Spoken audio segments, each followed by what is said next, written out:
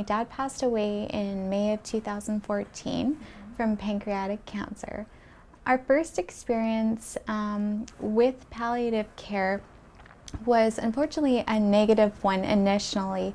When they had brought it up at the hospital, it was done in a very negative light, and it scared myself, my dad, and my family away. Once we got into cancer care and it was explained a bit better, we started to become very comfortable with the palliative process. My dad's condition escalated very quickly due to the pancreatic cancer, and he was hospitalized and put on the palliative care wait list. When we got to the hospital, we were informed that he wasn't able to get a bed in palliative care on the 8th floor at St. Boniface, but the doctors were able to come down, and the team met with myself, my brother, and my mom. It was a very comforting experience because they were able to help us manage his symptoms, our worries and concerns. And even though we weren't on the physical palliative floor, we felt very well taken care of by all of the staff at St. Boniface, and it was an excellent experience as well as it could be for us at that time. My dad had worked in the healthcare industry for over 40 years, taking care of other people, so the fact that he was that well taken care of at the end of his life was very important to us as well as a family. From there, that's where I started to be interested in palliative care volunteering.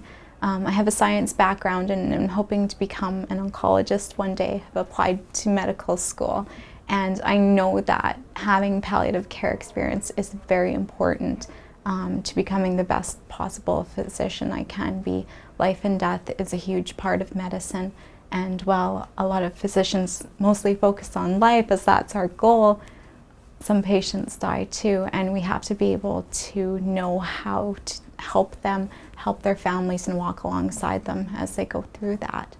I first started out with a palliative care patient with home visitations, so that's really great. I'm still doing that right now.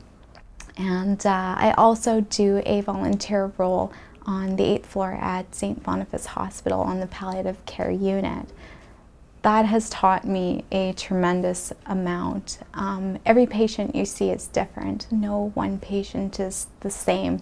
And watching the doctors and the nurses and also being with the patients and hearing their stories is such an important part, I feel, of complete palliative medical care.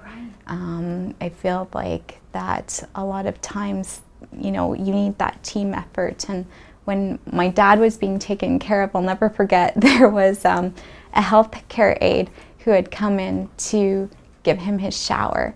And she came in with the wheelchair and the rubber boots and said, "Okay, Mr. Rudney, we're gonna give you your shower today." And he was so happy with that shower. And I'll never forget the smile on his face when he came out of the bathroom. And at that point, I thought, you know, this really is a team effort. We can't all do this by ourselves, and it's the healthcare aides, the nurses, the doctors, the volunteers that are all part of making this experience important for the patient. So if I can play a small part in that by listening to people's stories and being with them. I was recently with a family that had lost their mother, and I was able to be there when I was on my volunteer shift and sit with them, and it's a very moving experience, not only because you know your own feelings having gone through that, but to be able to sit with someone and hold their hand as they're going through that. It's a very special experience. So it's been great so far, and I hope to be able to continue with my work and use what I've learned from my own experiences, my experiences with patients, to be able to help more people as they go into the healthcare field.